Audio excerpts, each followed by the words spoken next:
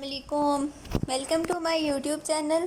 आज की इस वीडियो में हम सेल, उसकी टाइप्स और सेल के ऑर्गेनेली के बारे में पढ़ेंगे। सबसे पहले स्टार्ट करते हैं cell. What is cell? Word तो हम बहुत ज़्यादा यूज़ करते हैं बायो में कि सेल जो है ये फ़लाँ चीज़ है। एक्चुअली सेल है क्या? सेल जो है ना, ये फंडामेंटल, स्ट्रक्चरल और फंक्शनल यूनिट है लाइफ का। ठीक है, कोई भी ऑर्गेनिज्म जो एग्जिस्ट करता है वो बना कैसे हुआ है? सेल से मिलके। अब शील्डन और शवान बोटनिस्ट और जोलॉजिस्ट थे, उन्होंने ना प्रपोज की थी सेल थ्योरी। सेल थ्योरी का क्या मतलब है कि जितने भी लिविंग थिंग्स हैं ना, ठीक है, वो किससे बनी हुई हैं? सेल से। सेल क्या है? स्ट्रक्चरल और फंक्शनल यूनिट है लाइफ का, जो मैंने आपको पहले बताया। और जितने भी न्यू सेल बनने हैं ना, अगर पहले से कोई सेल एग्जिस्ट करता होगा तो तब ही न्यू सेल बन सकेंगे। ठीक है, सपोज़ हमारे पास ये सेल है ना, एक प्री एग्जिस्टिंग सेल, इसी से बनेंगे न्यू सेल, इसमें डिवीजन होगी। ठीक है, लेकिन अगर हमारे पास ये सेल प्रेजेंट ना हो, ठीक है, प्री एग्जिस्टिंग सेल हमारे पास प्रेजेंट नहीं है, तो न्यू सेल्स नहीं बनेंगे। अब दो तरह के सेल होते हैं, एक है प्रोकैरियोटिक सेल और एक है यूकैरियोटिक सेल। प्रो का बेसिकली मतलब होता है बिफोर, कैरियोटिक का मतलब होता है न्यूक्लियस, यानी कि ये वो ऑर्गेनिजम्स हैं, प्रोकैरियोटिक सेल कह लें, उन ऑर्गेनिजम्स में होता है जिनमें ट्रू न्यूक्लियस नहीं है, जबकि यू का मतलब है ट्रू और कैरियोटिक न्यूक्लियस, और यूकैरियोटिक सेल वो है जिसमें ट्रू न्यूक्लियस प्रेजेंट है। अब ट्रू न्यूक्लियस कौन सा होगा? जो कि मेम्ब्रेन बाउंडेड है। अभी हम न्यूक्लियस को डिटेल में देखेंगे ना, फिर पता चलेगा कि ये डबल मेम्ब्रेन बाउंडेड स्ट्रक्चर है। अब जो प्रोकैरियोटिक सेल है ना, इसमें जेनेटिक मटेरियल जो है वो ऐसे ही ओपनली पड़ा होता है साइटोप्लाज्म में, जबकि यूकैरियोटिक सेल में क्या होता है कि वो पैक होता है न्यूक्लियस में। प्रोकैरियोटिक सेल स्मॉल साइज़ के होते हैं, यूकैरियोटिक सेल का साइज़ आप कह लें ज़्यादा होता है as compare to prokaryotic cell.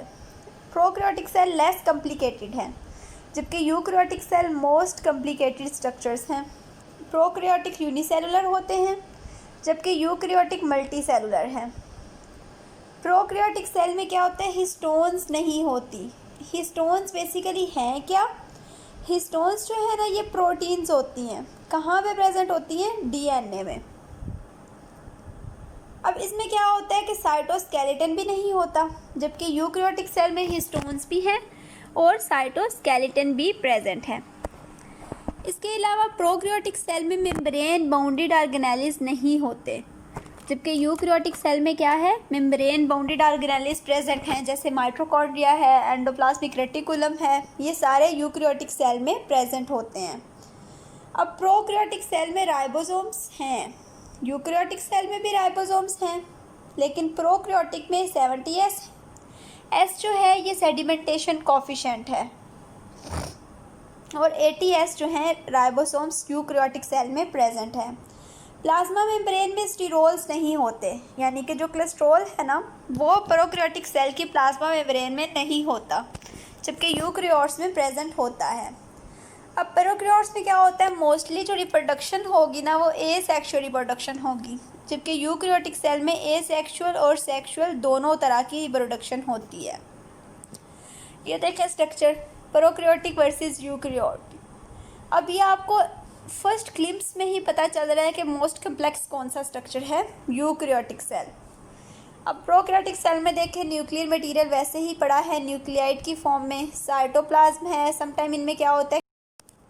Capsule present होता है, जो कि क्या है? रेजिस्टेंट प्रोवाइड करता है। ठीक है, सेल वॉल है, और कुछ यूकैरियोट्स होते हैं जिनमें सेल वॉल होती है, जैसे प्लांट्स हो गए। और अगर हम यूकैरियोट्स का स्ट्रक्चर देखें तो इनमें जो है ऑर्गेनेलिज प्रेजेंट हैं, लाइक न्यूक्लियस, राइबोसोम्स हैं, न्यूक्लियोलस हैं। राइबोसोम्स दोनों में हैं, प्रोकैरियोट्स और यूकैरियोट्स। गोल्गी बॉडीज़ हैं, माइटोकॉन्ड्रिया। प्लांट्स की बात करें तो क्लोरोप्लास्ट है। ठीक है, ये तो थी सेल की दो टाइप्स। अब हमने यूकैरियोटिक सेल में देखना है कि कौन कौन से ऑर्गेनेलिज प्रेजेंट हैं, लेकिन इससे पहले हम प्लाज्मा मेम्ब्रेन का स्ट्रक्चर देखेंगे यूकैरियोट्स की। प्लाज्मा मेम्ब्रेन पढ़ना है हमने, सेल और उसकी टाइप्स देख ली। इसमें हम कंपोजिशन देखेंगे, इसकी स्ट्रक्चर और फंक्शन देखेंगे।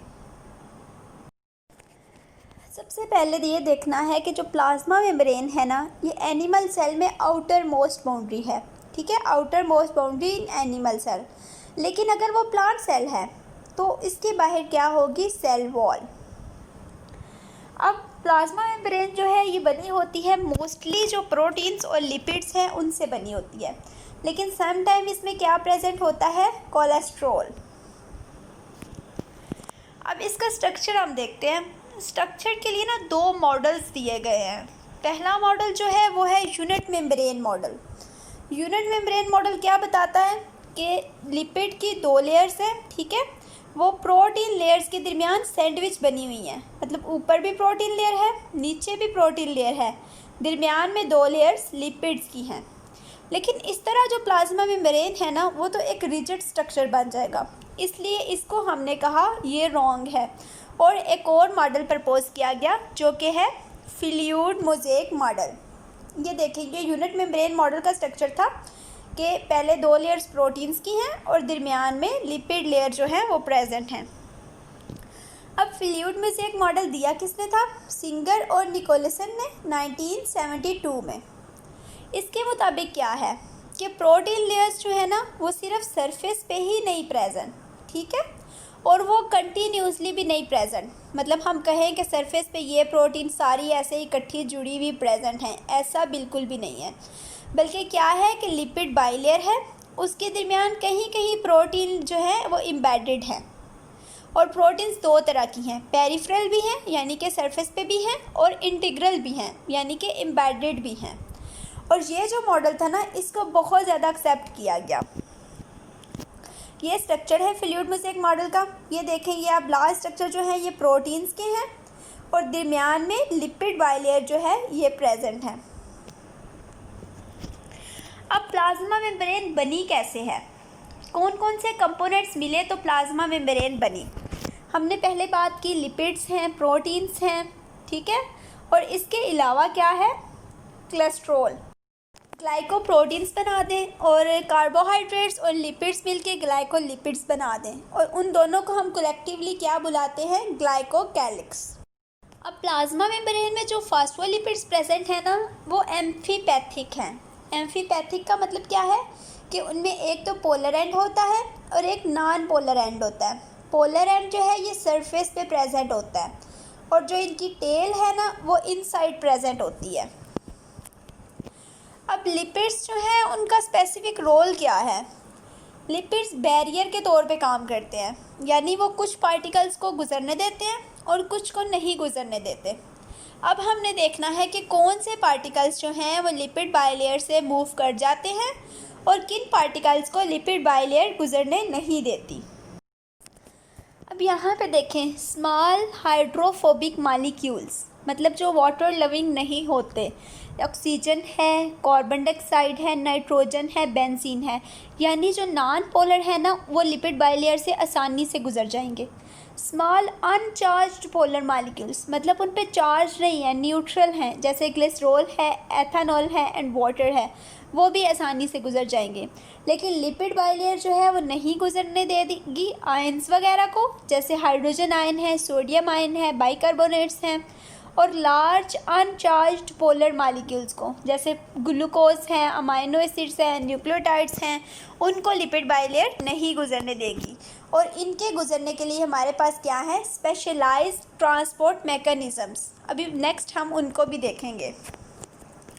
अब हमने देखना है प्रोटीन्स इन मेम्ब्रेन बाइलेयर। प्रोटीन्स कौन कौन सी हैं, पहले मैंने आपको बताया दो तरह की प्रोटीन्स हैं। एक तो है इंटीग्रल प्रोटीन्स, जिनको हम कहते हैं ट्रांस मेम्ब्रेन प्रोटीन्स, ठीक है।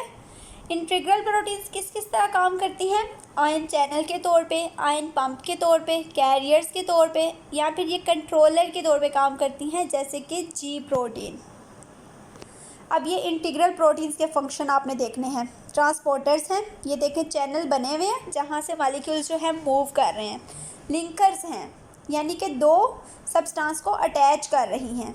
रिसेप्टर्स हैं, यानी कि आउटसाइड इन्वायरमेंट से मैसेज रिसीव कर रही हैं। एंजाइम्स के तौर पे एक्ट कर रही हैं। ये सारे फंक्शन किसके हैं, इंटीग्रल प्रोटीन्स के। अब नेक्स्ट है प्रोटीन्स इन मेम्ब्रेन लेयर में दूसरी टाइप, जो कि है पेरिफेरल प्रोटीन्स। पेरिफेरल प्रोटीन्स कहाँ पे होते हैं? At the inside of membrane surface, ठीक है। और ये इंजाइम्स और कंट्रोलर के तौर पे काम करती हैं। इनका नाम इंडिकेट कर रहा है, पेरिफेरल का मतलब है ये पेरीफेरी पे प्रेजेंट हैं, यानी कि सरफेस पे। यहाँ पे अब आप देखें, ये देखें कुछ प्रोटीन चैनल्स ये बने हुए हैं, ठीक है। ये कोलेस्ट्रॉल प्रेजेंट है, ये कार्बोहाइड्रेट वगैरह जो हमने जिनको ग्लाइकोकैलिक्स कहा कलेक्टिवली, ग्लाइकोप्रोटीन्स और ग्लाइकोलिपिड्स को, ये बेसिकली सेल रिकॉग्निशन में हेल्प करते हैं, ये जो ग्लाइकोकैलिक्स का स्ट्रक्चर है। अब नेक्स्ट हमने देखना है प्लाज्मा मेम्ब्रेन के फंक्शंस क्या क्या हैं। सबसे पहला फंक्शन तो इसका ये है कि ये सेल को सेपरेट करती है आउटसाइड इन्वायरमेंट से और उसको प्रोटेक्शन प्रोवाइड करती है। इसके अलावा आपने अभी देखा कि ये कुछ मालिक्यूल्स को गुजरने देती है, कुछ को नहीं गुजरने देती, सो ये सिलेक्टिवली परमिएबल है, ठीक है। उसके बाद इसका थर्ड रोल क्या होता है कि ये एंकर करती है साइटोस्केलेटन को, डिफरेंट जैसे अटैचमेंट प्रोवाइड करती है ना उसकी एक्स्ट्रा सेलुलर मैट्रिक्स के साथ या डिफरेंट सेल्स के साथ, इस तरह ये शेप को मेंटेन रखती है। और आप प्लाज्मा मेम्ब्रेन को इस तरह समझ सकते हैं कि फॉर एग्जांपल एक कैसल है, ठीक है, उसकी जो वॉल्स है ना वो प्लाज्मा मेम्ब्रेन के तौर पे एक्ट कर रही हैं। इसके अलावा प्लाज्मा मेम्ब्रेन जो है वो ट्रांसपोर्ट में हमने कहा इन्वॉल्व होती है। तो ये ट्रांसपोर्ट उस टाइप की जिसमें फूड पार्टिकल्स लिए जा सके, एंडोसाइटोसिस, ठीक है, उसमें इन्वॉल्व होती है, जिसको हम कह सकते हैं या तो फैगोसाइटोसिस है कि सॉलिड पार्टिकल लिया, या पिनोसाइटोसिस है लिक्विड पार्टिकल लिया। इसके अलावा न्यूरॉन्स में जो सेल मेम्ब्रेन होती है ना वो नर्व इम्पल्स ट्रांसमिट करती है बॉडी के एक पार्ट से दूसरे पार्ट तक। ये हम इंशाल्लाह नर्वस सिस्टम जब पढ़ेंगे तो उसमें हम देखेंगे। उसके बाद सेलुलर ट्रांसपोर्ट, ये अभी नेक्स्ट हम इसकी डिटेल देखते हैं। अभी हम इनके नाम ज़रा कौन कौन सी ट्रांसपोर्ट होती है। ओस्मोसिस है, डिफ्यूजन है, प्रोटीन चैनल्स की हेल्प से होती है, एंडोसाइटोसिस है एंड एक्सोसाइटोसिस। अभी फर्दर हम इनको डिटेल में देखते हैं। अब प्लाज्मा मेम्ब्रेन जो है ये सेलुलर सिग्नलिंग में भी इन्वॉल्व होती है। सेलुलर सिग्नलिंग कैसे होती है कि प्लाज्मा मेम्ब्रेन पे हमने कहा रिसेप्टर्स प्रेजेंट हैं। अब ये देखें, ये मॉलिक्यूल जो है वो आउटसाइड से आया, यहाँ पे आके रिसेप्टर में बाइंड हो गया और ये इनसाइड मैसेज जो है वो चला गया। इसी से फ़ायदा उठाते हैं कुछ वायरसेस, जैसे HIV वायरस है ना, वो रिसेप्टर्स को हाईजैक कर लेते हैं और अपने सेल्स जो है वो एंटर कर देते हैं। अब जो वायरल सेल्स होते हैं ना वो प्लाज्मा मेम्ब्रेन के थ्रू जो लिविंग सेल है उसमें एंटर कर देते हैं और इन्फेक्शंस क्रिएट करते हैं। अब हमने देखना है transport across the plasma membrane. सबसे पहले डिफ्यूजन है। डिफ्यूजन क्या होता है कि movement of molecules from the area of high concentration to low concentration without any use of energy. अब देखें, पानी में शुगर पड़ी है, आस्ता आस्ता ये डिफ्यूज़ हो रही है, ठीक है, और पिक्चर डी में देखें ये पूरे पानी में ना स्प्रेड हो गई है। तो ये कौन सी मूवमेंट है? डिफ्यूजन। सेकंड है फैसिलिटेटेड डिफ्यूजन। अब ये स्पेसिफिक टाइप की डिफ्यूजन है। इसमें क्या होता है कि स्पेशल टाइप की ना कैरियर प्रोटीन्स या चैनल प्रोटीन्स इन्वॉल्व होती हैं। अब जो चैनल प्रोटीन्स होती हैं ना वो हमेशा ओपन होती हैं। जैसे ये पिक्चर में देखें, यहाँ पे एरो नज़र आ रहा है, ये चैनल ओपन है और इसके थ्रू जो लार्ज मॉलिक्यूल्स हैं वो मूव कर रहे हैं। लेकिन एक बात याद रखनी है, फैसिलिटेटेड डिफ्यूजन भी हमेशा कंसंट्रेशन ग्रेडियंट की तरफ होती है, यानी कि हाई कंसंट्रेशन से लो कंसंट्रेशन की तरफ, और इसमें भी हमें एनर्जी यूज़ नहीं करनी पड़ती। सेकंड, अब यहाँ पे देखें कैरियर प्रोटीन की हेल्प से है। अब जैसे ही देखें आउटसाइड सेल से मॉलिक्यूल आ रहा है, कैरियर प्रोटीन ने उसको पिक किया, फिर उसकी शेप चेंज हो गई और इसने इनसाइड जो है उस मॉलिक्यूल को ट्रांसपोर्ट कर दिया। अब नेक्स्ट है ओस्मोसिस। ओस्मोसिस जो है ना ये स्पेशल टाइप की डिफ्यूजन है। अक्सर ये क्वेश्चन आता है कि आइदर ओस्मोसिस जो है वो डिफ्यूजन की टाइप है या सेपरेट है ट्रांसपोर्ट की टाइप एक। तो ये स्पेशल टाइप ऑफ डिफ्यूजन है। अब इसमें देखें कि वाटर मॉलिक्यूल्स की मूवमेंट है। हमारे पास ये कंटेनर है, एक दरमियान में बैरियर है, लेकिन सेमी परमिएबल कह लें, ठीक। और ये जो है ना शुगर मॉलिक्यूल और वाटर प्रेजेंट है। अब यहाँ पे चूँकि सल्यूट ज़्यादा है तो वाटर मॉलिक्यूल्स इस एरिया से इस एरिया की तरफ नंबर 2 से 1 की तरफ मूव करेंगे ताकि इक्विलिब्रियम अटेन हो जाए, कंसंट्रेशन ग्रेडियंट जो है उसकी तरफ, हाई से लो की तरफ। और जब इक्विलिब्रियम अटेन हो जाएगा तो मूवमेंट जो है स्टॉप हो जाएगी। लेकिन शुगर मालिक्यूल्स जो है ना वो नंबर 1 पे ही रहेंगे क्योंकि वो लार्ज मालिक्यूल्स हैं और वो मूव नहीं कर सकते। अब यहाँ पे देखें साल्ट कंसंट्रेशन का सेल वॉल्यूम पे क्या इफ़ेक्ट होता है। फर्स्ट सेल आइसोटोनिक है, second one is hypertonic and the third one is hypotonic.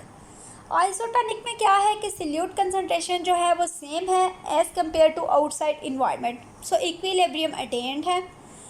B में क्या है कि इनसाइड जो है ना वो सल्यूट कम है, आउटसाइड सल्यूट कंसंट्रेशन ज़्यादा है, तो उस सेल के अंदर से पानी सारा बाहर की तरफ चला जाएगा और सेल जो है वो श्रिंक हो जाएगा। इस कंडीशन को हम कहते हैं हाइपरटोनिक। हाइपो में क्या है कि इसके अपोजिट है, सेल के अंदर सल्यूट जो है वो ज़्यादा है तो बाहर से पानी अंदर आ जाएगा और सेल जो है वो स्वेल करके ब्रस्ट कर जाएगा।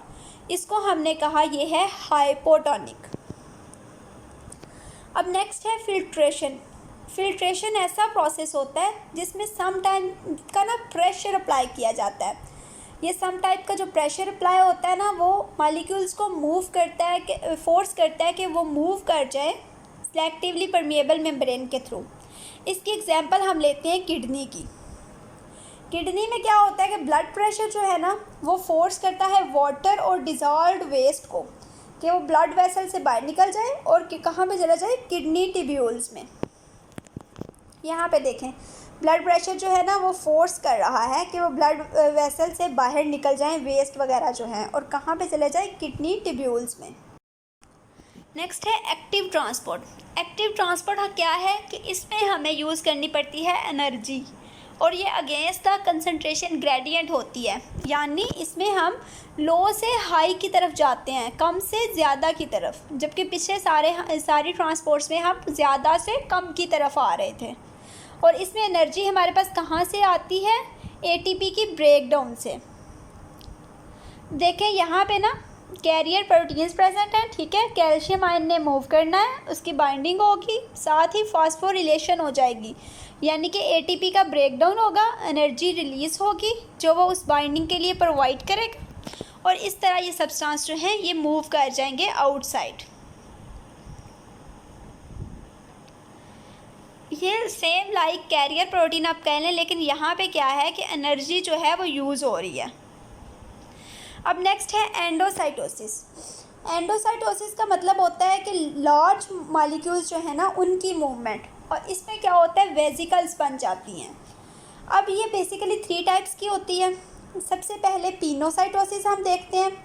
इसमें क्या होता है फ्लूइड पार्टिकल्स आ जाते हैं, प्लाज्मा मेम्ब्रेन में इन्वेजिनेशन बन जाती है, फ्लूइड पार्टिकल्स उसमें अकामुलेट हो जाते हैं, उसके बाद इन्वेजिनेशन कन्वर्ट हो जाती है वैक्यूल में और इस तरह जो पार्टिकल्स हैं वो इनसाइड मूव कर जाते हैं। अब सेकंड है फैगोसाइटोसिस।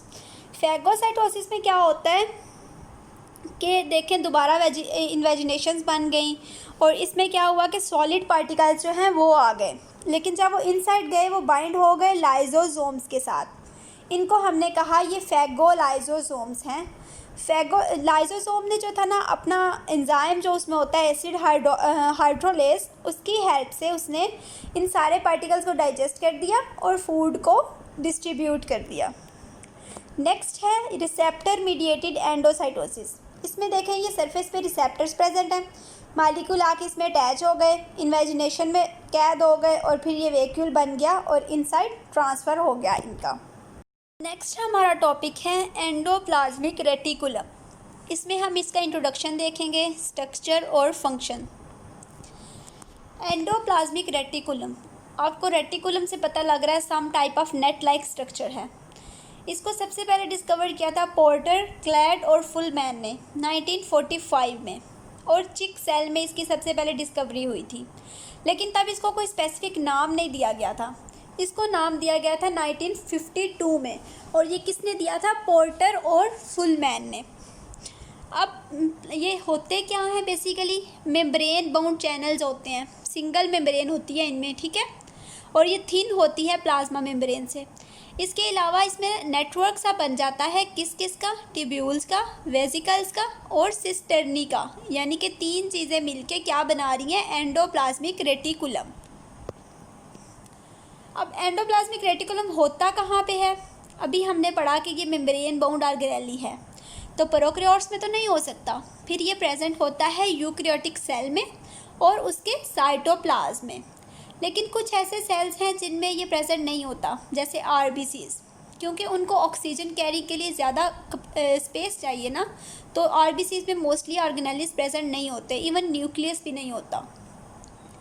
अब इनकी अमाउंट कितनी होती है सेल में, ये डिफरेंट हो सकती है सेल टू सेल, ठीक है। जैसे स्पर्मेटोसाइट्स हैं तो उनमें बहुत कम वेसिकल्स होती है इनकी, एडिपोस टिश्यू है तो उसमें सिंपल ट्यूब्यूल्स होती हैं। उसके बाद सेल एक्टिवली सेंसाइजिंग प्रोटीन्स हैं, जैसे लीवर, पैंक्रियाटिक सेल है, फिब्रोब्लास्ट हैं, उनमें इनकी कंसनट्रेशन ज़्यादा होती है। मतलब जहाँ पे प्रोटीन्स बननी है ना, वहाँ पे इनका नंबर ज़्यादा होगा। इसकी वजह क्या है? इसका बेसिक रीज़न ये है कि इनमें होते हैं राइबोसोम्स, वो अभी हम नेक्स्ट देखते हैं। अब इनका ओरिजिन, इनके ना ये बने कैसे थे, एक थ्योरी है कि एंडोप्लाज्मिक रेटिकुलम जो है ना, ये न्यूक्लियर इन्वेलप की एक्सटेंशन है, यानी न्यूक्लियर इन्वेलप से बने थे, उसमें बड्स बन गई थी और बडिंग से क्या हुआ था, इनफोल्डिंग या आउटफोल्डिंग हुई थी, तो क्या हुआ था कि एंडोप्लाज्मिक रेटिकुलम बन गए थे। स्ट्रक्चर में इसकी 3 चीज़ें होती हैं, हमने पहले देखा 3D नेटवर्क है, यानी कि इसमें क्या क्या प्रेजेंट है, ट्यूब्यूल्स हैं, वेसिकल्स हैं और सिस्टर्नी है। अब सिस्टर्नी क्या है? ये फ्लैट होती हैं, अनब्रांच हैं, सैक लाइक हैं, एक दूसरे के ऊपर पड़ी होती हैं पैरेलल, और रफ होती हैं क्योंकि इन पे राइबोसोम्स होते हैं। और कौन सी प्रोटीन होती है? ग्लाइकोप्रोटीन, राइबोफोरन 1 और 2, ताकि वो राइबोसोम्स के साथ बाइंडिंग में आसानी हो जाए। यहाँ पे देखें, ये जो है ना, ये सिस्टर्नी है और इन पे क्या है, राइबोसोम्स अटैच हैं। कौन सी प्रोटीन की हेल्प से? राइबोफोरन 1 और 2। अब नेक्स्ट है ट्यूब्यूल्स एंड वेसिकल्स। ट्यूब्यूल्स क्या है कि इर्रेगुलर एलिमेंट्स हैं और ये बाकी सबके साथ मिले होते हैं और इस पे राइबोसोम्स नहीं होते। जबकि वेसिकल्स क्या हैं, ये ओवल शेप की हो सकती हैं, राउंड हो सकती हैं और वैक्यूल की तरह की होती हैं, और इन पे भी क्या होता है, राइबोसोम्स प्रेजेंट नहीं होते। यहाँ पे देखें, ये ट्यूब्यूल्स और वेसिकल्स का स्ट्रक्चर है। अब मैट्रिक्स में क्या क्या होता है? अच्छा, अब जितने भी एलिमेंट्स हैं ना एंडोप्लाज्मिक रेटिकुलम के, तीनों एलिमेंट्स, इनका आपस में कनेक्शन होता है, ठीक है। और मैट्रिक्स इसका जो है वो डिफरेंट है साइटोप्लाज्मिक मैट्रिक्स से, और ये मूव कर जाता है एक सेल से, यानी ट्यूब्यूल से वेसिकल में चला जाएगा, वेसिकल से सिस्टर्नी में आ जाएगा। किसकी हेल्प से? प्लाज्मोडेस्माटा के थ्रू, जो कि एडजेसेंट सेल्स के दरमियान कनेक्शंस हैं। अब मॉलिक्यूलर स्ट्रक्चर जो इसकी मेम्ब्रेन का है वो बाकी मेम्ब्रेन की तरह ही है। जैसे प्लाज्मा मेम्ब्रेन का हमने स्ट्रक्चर देखा ना, वैसा ही इसका स्ट्रक्चर है, लेकिन ये समवट थिन है। अब एंडोप्लाज्मिक रेटिकुलम को हम 2 टाइप्स में डिवाइड करते हैं, रफ एंडोप्लाज्मिक रेटिकुलम और स्मूथ एंडोप्लाज्मिक रेटिकुलम। अब आपने इतना पढ़ लिया, अब आपको ये आइडिया तो हो चुका होगा कि जो रफ एंडोप्लाज्मिक रेटिकुलम है वो किससे बना हुआ है? सिर्फ सिस्टर्नी से। और स्मूथ एंडोप्लाज्मिक रेटिकुलम किससे बना हुआ है? वेसिकल्स और ट्यूब्यूल से। अब रफ एंडोप्लाज्मिक रेटिकुलम को हम रफ क्यों बुलाते हैं? क्योंकि इस पे राइबोसोम्स प्रेजेंट होते हैं और इसको एक रफ सी अपीयरेंस दे देते हैं। इसके अलावा ये सिस्टर्नी से बना होता है। इसकी मेम्ब्रेन जो है वो लार्ज डबल मेम्ब्रेन शीट्स बना देती है और ये कंटिन्यू होता है न्यूक्लियर इन्वेलप के साथ। यहाँ पे भी आपने स्ट्रक्चर में देखा, ये कंटिन्यू है न्यूक्लियर इन्वेलप के साथ। स्मूथ एंडोप्लाज्मिक रेटिकुलम बना हुआ है ट्यूब्यूल से, वेसिकल से और सैक्स वगैरह से। अब इसका साइज़ और स्ट्रक्चर वेरी करेगा क्योंकि इसके डिफरेंट फंक्शंस हैं। जो ये फंक्शन परफॉर्म कर रहा होगा उसके लिहाज से इसका साइज़ और स्ट्रक्चर जो है वो वेरी करेगा, इसलिए ये स्टेबल नहीं है और इस पे राइबोसोम्स भी प्रेजेंट नहीं होते।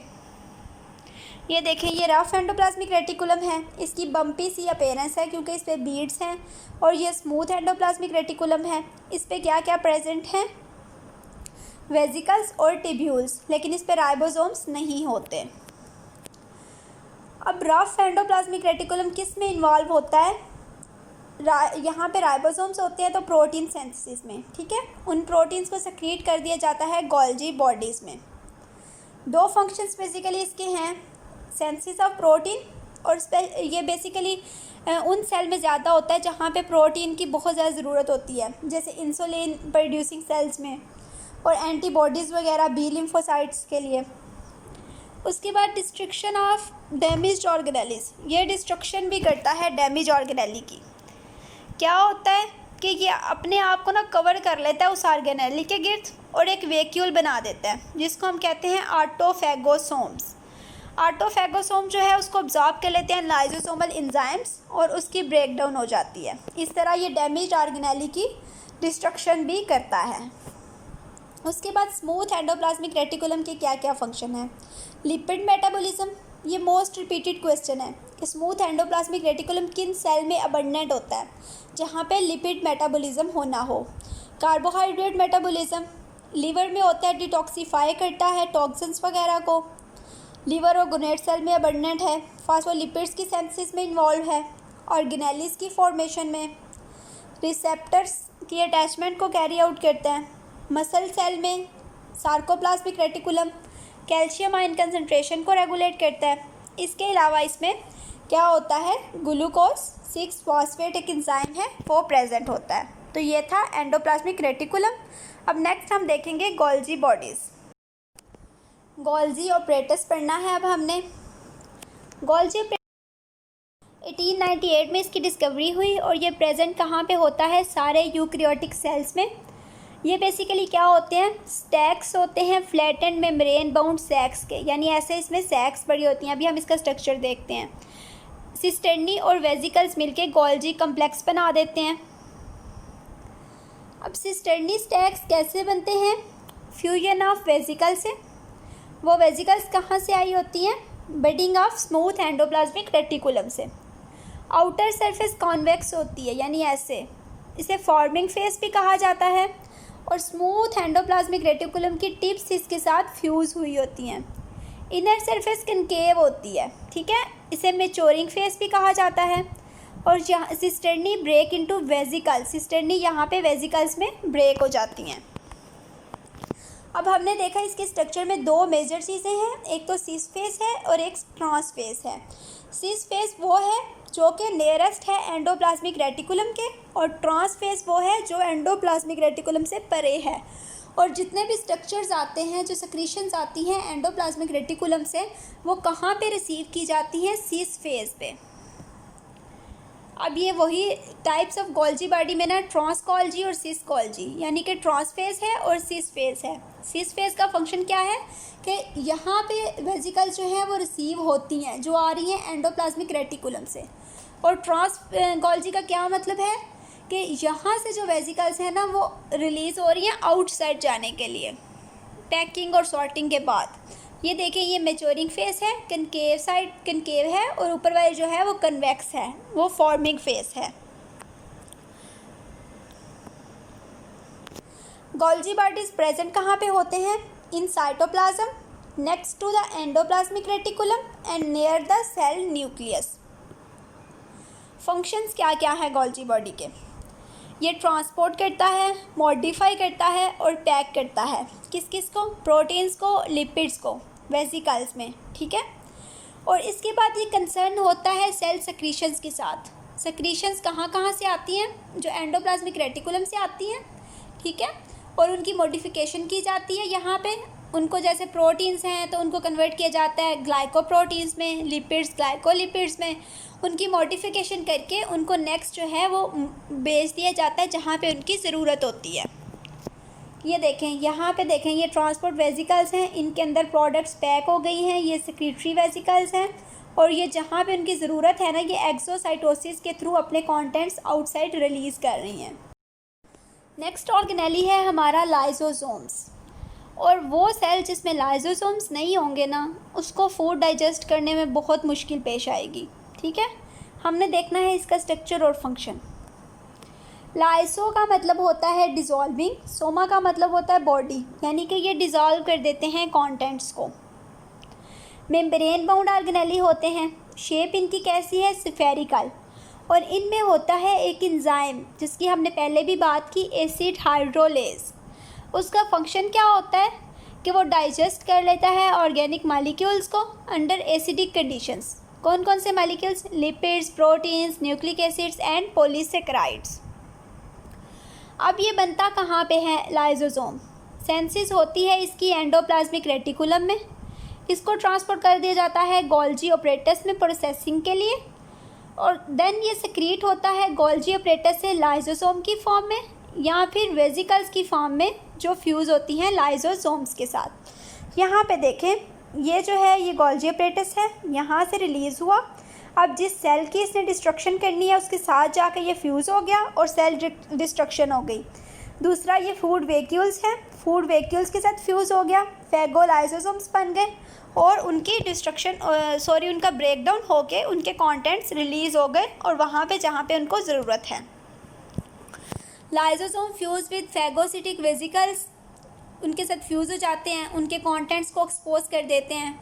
किसकी एक्शन की हेल्प से, लाइसोसोमल एंजाइम्स की हेल्प से। और कौन सा एंजाइम है लाइसोसोम्स में, एसिड हाइड्रोलेज।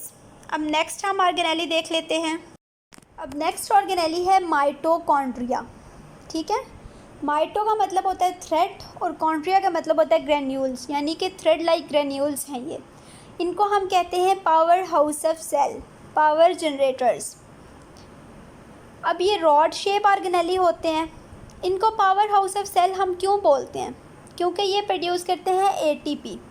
एटीपी क्या है, एडिनोसिन ट्राइफॉस्फेट एनर्जी करेंसी है सेल की, जो कि एनर्जी प्रोवाइड करती है जितनी भी हमारी बॉडी में मेटाबॉलिक एक्टिविटीज़ हो रही हैं उन सब के लिए। अब इनकी शेप कैसी होती है, राउंड हो सकती है या ओवल हो सकते हैं। साइज़ कितना होता है, 0.5 माइक्रोमीटर टू 10 माइक्रोमीटर।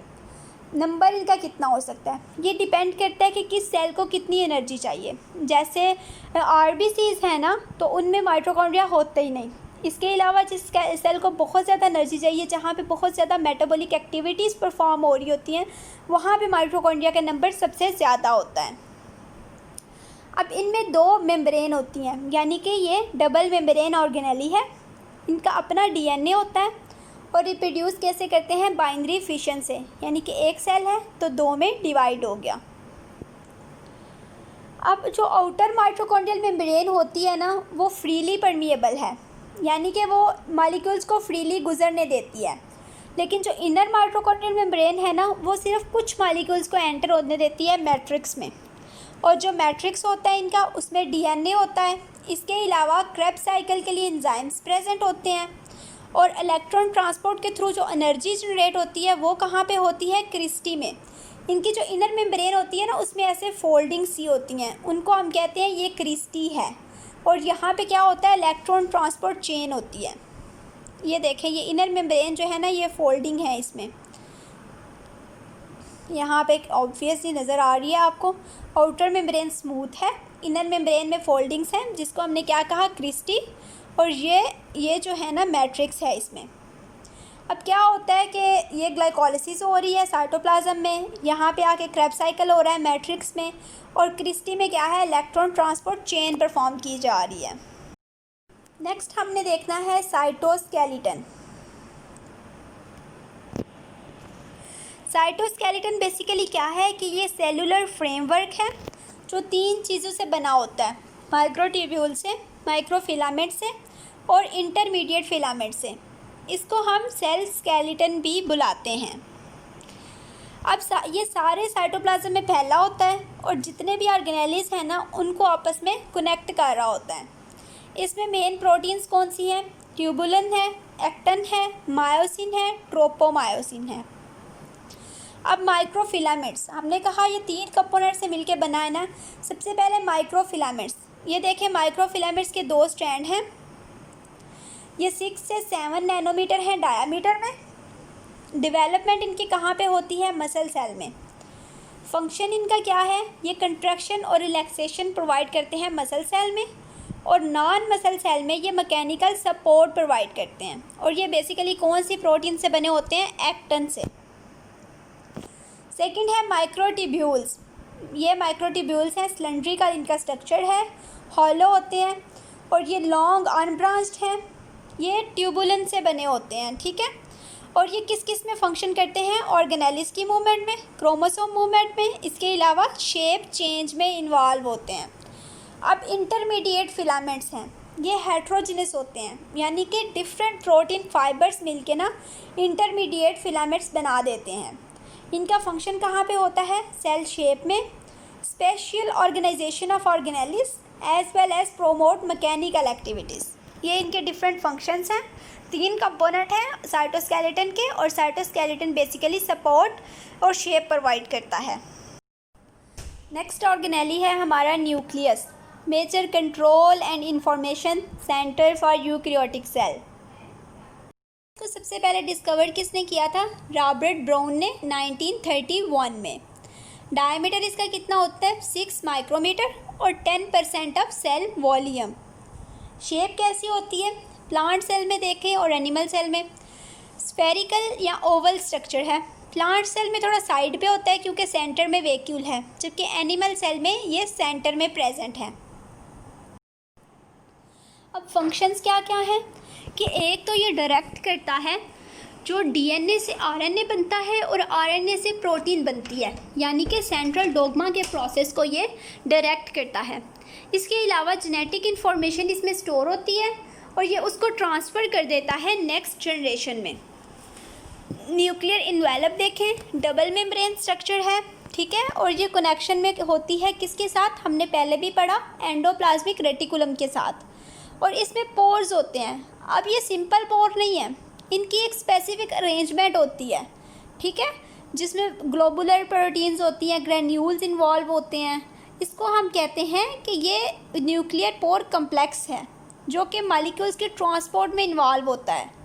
और इसका साइज़ इतना होता है कि आरएनए मॉलिक्यूल जो है वो इजीली जा सकते हैं साइटोप्लाज्म में, लेकिन डीएनए जो है वो लेफ़्ट नहीं कर सकते। नेक्स्ट है क्रोमोसोम्स। क्रोमोसोम्स जो है ये जेनेटिक कंटेनर्स हैं और बेसिकली ये वो ऑर्गेनिजम्स हैं जो हमें सेल डिवीज़न के दौरान प्रोमिनेंट नज़र आते हैं। जब सेल डिवाइड नहीं हो रहा होता ना, तो ये ऐसे गुच्छे की फॉर्म में प्रेजेंट होते हैं, जिनको हम कहते हैं क्रोमेटिन है। ये न्यूक्लियोप्लाज्म में प्रेजेंट होते हैं। डिवाइडिंग सेल में ये एक थ्रेड लाइक शेप ले लेते हैं, ऐसी शेप होती है इनकी, ठीक है। ये दरमियान में सेंट्रोमियर होता है, ये क्रोमाटिड होते हैं, ठीक है, और ये लाइट माइक्रोस्कोप के थ्रू भी हमें नज़र आते हैं। अब न्यूक्लियोलस को हम बेसिकली बोलते हैं ये फैक्ट्री है राइबोसोम्स की, क्योंकि यहाँ पे बनते हैं राइबोसोम्स। ये इसमें मेम्ब्रेन नहीं होती, नॉन मेम्ब्रेन बाउंड स्ट्रक्चर है और नॉन डिवाइडिंग सेल में प्रेजेंट होता है। मोस्टली सेल में 2 या 3 न्यूक्लियाई होते हैं, कुछ में ज़्यादा भी होते हैं। और न्यूक्लियाई का फंक्शन मैंने आपको पहले बता दिया कि इनका फंक्शन क्या होता है कि इन्होंने राइबोसोम्स बनाने होते हैं। ये न्यूक्लियस का स्ट्रक्चर है, बेसिकली न्यूक्लियोलस प्रेजेंट है, न्यूक्लियोपोर्स हैं और ये क्रोमेटिन है। नेक्स्ट हमारा टॉपिक है वैक्यूल्स। वैक्यूल्स जो है ना, ये मेम्ब्रेनस सैक्स हैं, साइटो मेम्ब्रेन सिस्टम का पार्ट हैं। शेप्स इनकी डिफरेंट हो सकती हैं, साइज़ इनके डिफरेंट हो सकते हैं और फंक्शंस भी इनके डिफरेंट होते हैं। जैसे कुछ ऑर्गेनिजम्स में कंट्रैक्टाइल वैक्यूल ऑस्मो रेगुलेशन में इन्वॉल्व होते हैं, जैसे हमने प्रोटोजोआ की बात की थी, ठीक है। और कुछ में क्या होता है कि फूड के स्टोरेज के लिए होते हैं, यानी ये जिस ऑर्गेनेली में प्रेजेंट होंगे ना, वहाँ पे उनका डिफरेंट फंक्शन होगा, लेकिन बेसिकली ये स्टोरेज से ही कंसर्न होते हैं। सेंट्रियोल्स हैं माइक्रोट्यूब्यूल ऑर्गेनाइजिंग सेंटर्स, ये न्यूक्लियस के नज़दीक प्रेजेंट होते हैं, ठीक है, और ये नॉन मेम्ब्रेनस रीजन्स हैं। ये सेंटर्स जो है ना, ये लार्ज नंबर ऑफ माइक्रोट्यूब्यूल्स बनाते हैं, जिनके डिफरेंट फंक्शंस होते हैं। इनमें से एक सेंटर जो है वो सेंट्रियोल बना देता है, जो एक दूसरे के राइट एंगल में प्रेजेंट होते हैं। हर सेंट्रियोल 9 ट्रिपलेट माइक्रोट्यूब्यूल से बना होता है, ठीक है, और ये डुप्लीकेट हो जाते हैं सेल डिवीज़न के दौरान, क्योंकि इनका लिंक होता है क्रोमोसोम मूवमेंट के साथ और साइटोस्केलेटन की ऑर्गेनाइजेशन में हेल्प आउट करते हैं। ये देखें 2 सेंट्रियोल हैं और ये जो है एक दूसरे के राइट एंगल्स पे प्रेजेंट है, और 9 माइक्रोट्यूब्यूल्स या उनका माइक्रोट्यूब्यूल्स का ट्रिपलेट होता है यहाँ पे, उनसे ये बने होते हैं। तो तो ये था हमारा आज का लेक्चर। इसके बाद हम इंशाल्लाह टिश्यूज़ देखेंगे कि हमारी बॉडी में कितनी टाइप्स की टिश्यू हैं, ऑर्गन और ऑर्गन सिस्टम को डिटेल में स्टडी करेंगे। So thank you very much and stay connected.